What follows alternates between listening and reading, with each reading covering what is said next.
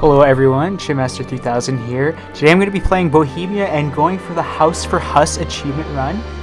That requires me to win the Hussite Wars situation as Bohemia. This is the first time I've ever played Bohemia, so... Let's go! We are greeted with the intro, which... Subreading, I don't do that. Precious metals, we're not exporting any gold or silver. Hell no. Now, considering I've never played Bohemia, here I am booming, trying to figure out who's my vassal and who's not, and how I should play this. With the setup, now it's important to try to figure out which government reforms I'm going to choose. I choose autocracy and feudal nobility to keep my subjects in check, as well as for more crown power. Then I get the first Congress of Visegrad, which gives me plus 100 opinion of Poland and Hungary, plus 420 ducats. Here comes the money. Here we go. Money talk. Here comes the money. Money, money. Now my priority is to try to build up the economy, and you can hear me booming in the background, trying to figure out which RGOs I should go for. Then we have the district's taxation rights privilege for the nobility, which is actually a pretty good one. You can see me there just trying to figure out what I'm doing there. And I'm having a good time, and then... Why? Now that I'm back, I'm going to use that district taxation rights privilege to good use, start building roads. Then I get hit with the rural court building event, which kind of puts me a little bit in debt, but, you know, it does not matter, because, you know, we're going to be rolling in the ducats here pretty soon. I changed the mining laws to better control mining operations to try to get, like, capital economy going, but it's not going to go anywhere with that. Next, I get hit with the Maestas Carolina, which is actually a really good policy for the nobility, minus 10% proximity cost, which is always a good thing. So I take that. Then I get Liquid Delight, which these events are really nice because they provide like 0.25 development. There's a bunch of them that come up, so I'm always taking those. Those are beautiful. And now we're gonna build roads.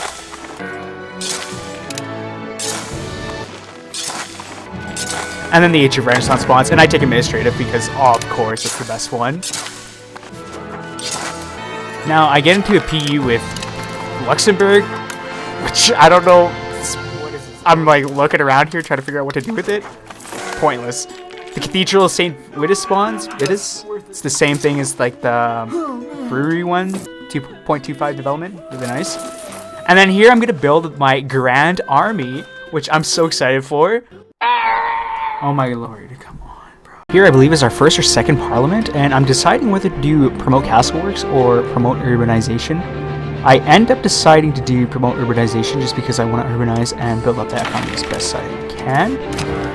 Next, I'm just gonna marry off one of my guys to Poland, which is actually going to prove to be really helpful later on. But then this happens. Although I lose that son, another son is born, thankfully. This grifter keeps asking me for money. I tell him kick rocks, and I started building up my army. This time, it works.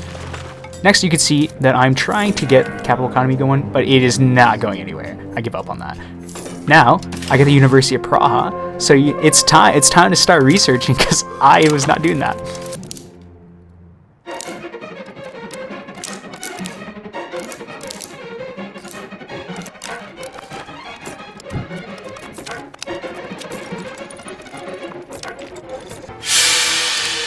And now the Black Death spawns, which I'm not really concerned with myself. I don't really have to do that. Novena Mesto, whatever, the new town spawns, and in effort of urbanization, we accept it, of course. This is where I start assimilating lower the stats, yeah? And then I get hit with more events, and I just start Evo maxing to get the plus 5 research points, which is awesome. And this, I don't really know what I'm doing here. I end up turning away the refugees, because you know what? Fuck them. Prague gets 0.5 development with that event, which is awesome. I'm watching my population die here, just withering away from the plague, which is amazing. And in an effort to get some good karma back, we burn the medicants, spend some money, which leads us to debt. Although inflation can fix everything. I'm looking at the tactical map mode to try to figure it, and yeah. I was trying to figure out where to put forts. Now, I'm going to change this law from aristocratic court to itinerant court for the minus 10 proximity cost, which is stacking that. And then I get the Guild of St. Ghibellines event. And I'm kind of tweaking right now because I'm like, oh, I think a big war is going to come. So I'm trying to weigh my options here to figure out what I want to do with this. I ended up deciding that I'm not gonna like fight the war at all or do anything aggressive, just to not piss off the Pope. Now I get the Fate of Luxembourg event, which I can either give away Luxembourg or I can keep it in a personal union. I keep it. Really pointless. This is just the dumbest PU I've seen. Now, people are asking me for help as the Emperor, and I pretty much just tell them to kick rocks every time. I get the purchase of the Elector of Brandenburg, and I take that event. I put my boy on there, my heir. As you can see, I'm trying to like work to unify this personal union with Luxembourg. See how that goes. And here I'm just once again looking, seeing the strength, kind of figuring out what even is this event? Like, how do you win this? And I decide to go back to square one and not care about it. And now, because my guy is on the throne of Brandenburg, I create an alliance with them, which is going to be a questionable decision, I think. But we're going to start building bridges. And another point. Wow, actually, this one's 0.5 development for 300 ducats. Absolutely. Nothing in the low inflation, like I said before, can't fix. With the joint assembly event, there's this privilege that nobility are asking. I didn't really realize that there was 100% power, like, percentage thing. So I just took it. I don't think I would do that again. Now, as the Emperor, I'm going to vote to seal the Golden Bowl. It's Parliament time, baby, and conduct a census is there, and we are clicking that. 50% population growth, goated every time. Always click that one. And then, now, who's that? Yes. Wait, no. Oh, I didn't mean to do that. Oh. Now, I didn't mean to get in this war, so my bad. But you get to see this footage of this clown circus of an event.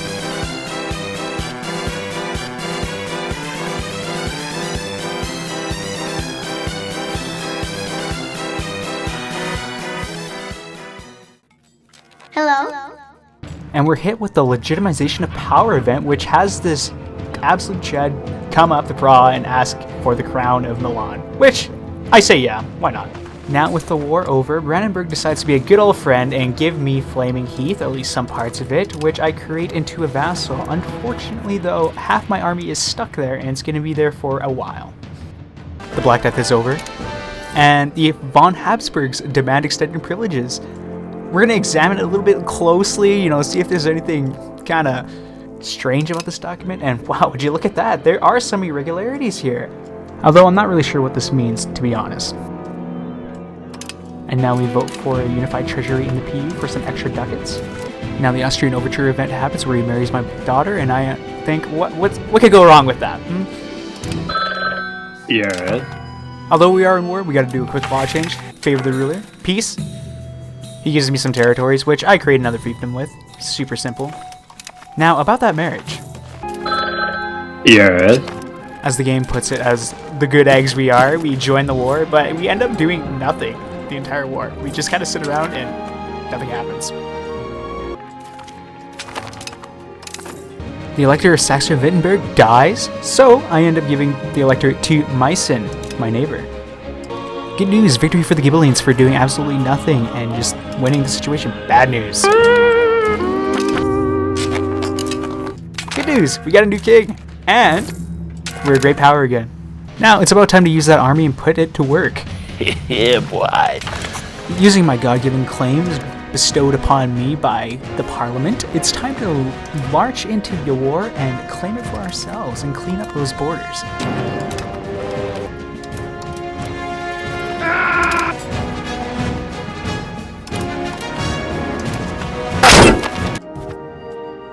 During this war, I end up annexing Moravia, which is really nice. Another addition to my collection.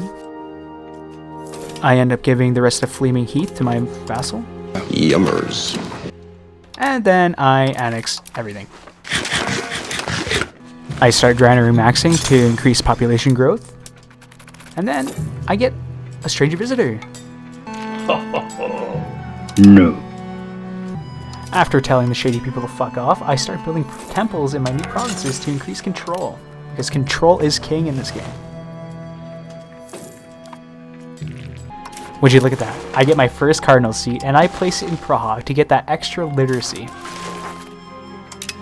Sensing that war is on the horizon, I need to choose a recruitment law, and I choose expanded levies, cause... I need more bullets! After being fed up with the crown's mismanagement of the Black Plague, a cabal of 20 guys in rags decides to perform an uprising. Unfortunately, however, I put it down pretty quickly. Now I've finally unlocked the armory building, so we're gonna watch Grandpa place buildings in a really slow way, in 2 times speed.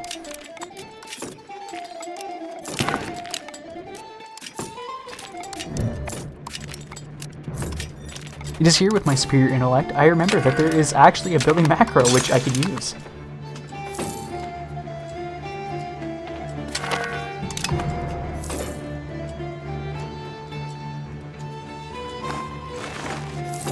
As the Imperial Emperor, it is my duty to not abuse the office and use it for my own good, so now I am pushing more reforms to centralize power. It's been a couple years since the war, and I kind of forgot to integrate provinces. With more elector seats open, people are just sending letters by the day asking to be an elector. Now here's a move that I made that I didn't even realize it at the time that actually probably saved me, which was marry into France. Here's an event that I definitely skimmed over and didn't realize the importance of when I saw it. Because our boy Dr. Jan Hus got slimed at the stake, which is going to lead to bad things down the line. Now, the royal army is built. Look at that composition. But you know what's better than 1 army? 2 armies! Dr. Jan would be proud. And of course I gotta give him supply wagons, because you never know, we might be going on a long march here.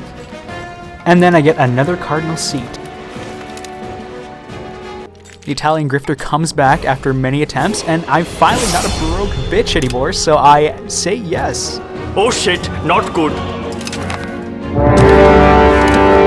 The Italian engineer event was just in time too, because now we are going into our first Papal-Bohemian War. So here we go, I'm gonna play it really quick. Now enjoy this insane micromanaging you're about to see.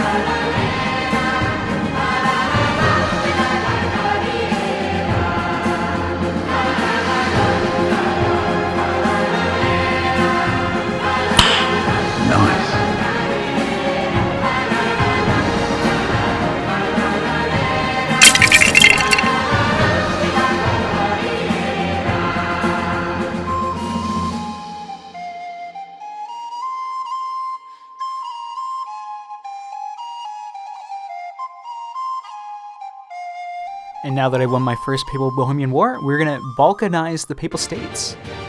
And I'm gonna use my first religious aspect to get plus 10 literacy. I'm gonna use my next one to get -5 proximity cost. After that war, I've decided that it's probably a good idea to double the size of the army and upgrade them. Now I get the heir religion law, and I choose the same religion to get that plus 10% tolerance of faith. Then I send my king to join the Order of the Dragon, which provides a plus 15 administrative skill. With the bureaucracy law unlocked, I choose centralized bureaucracy for the sweet road building time. And I'm just sitting here minding my own business when... Oh, brother, this guy stinks! And here we go, the Second Papal-Bohemian War.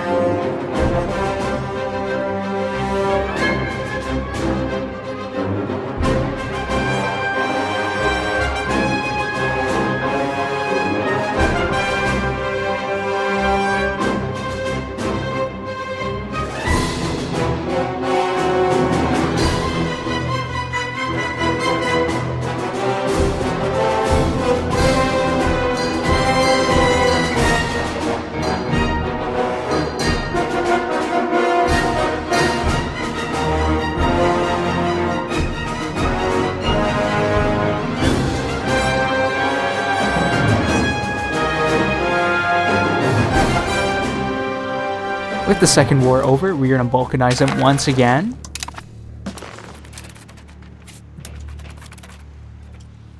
While waiting for the inevitable war, I send my diplomats to improve relations with my vassals to hopefully end up diplo-annexing them eventually.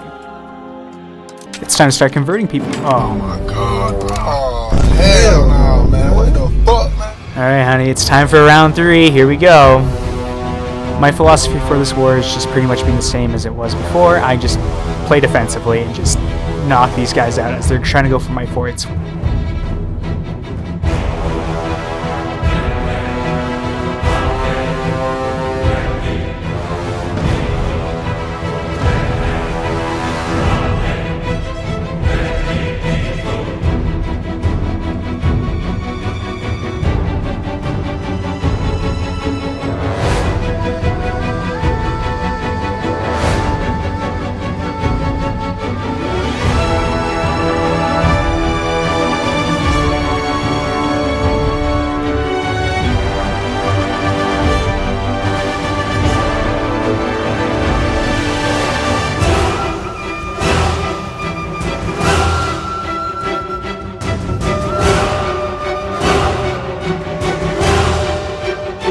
And the war is over, and it's time for another balkanization of the Papal States! Yay!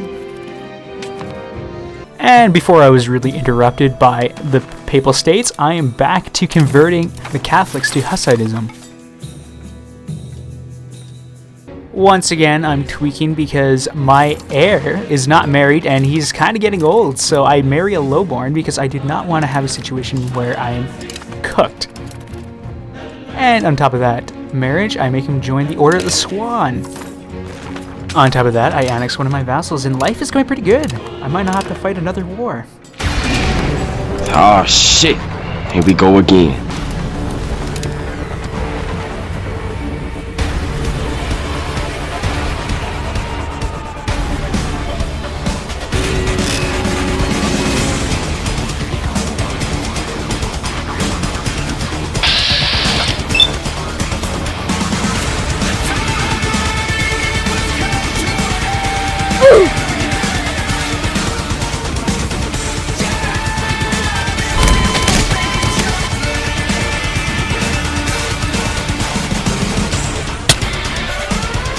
With these upgrades, you never stood a chance. Throw it flashbang.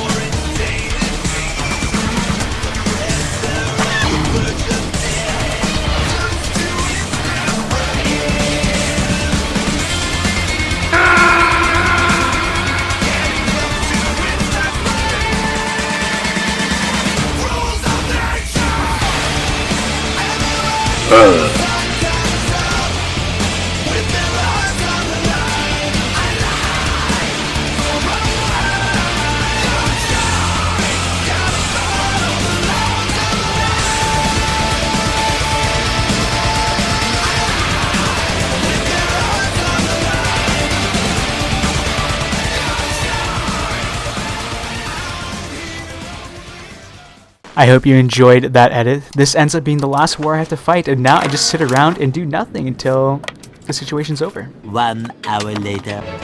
Finally, after 4.5 hours, we get Peace of Praha, 20 stability, 10 legitimacy, and 50 religious influence, plus the event that happens to us. I don't know what's happened there, but there we go. There we go. We've done it. And now we get the 4 articles of Praha.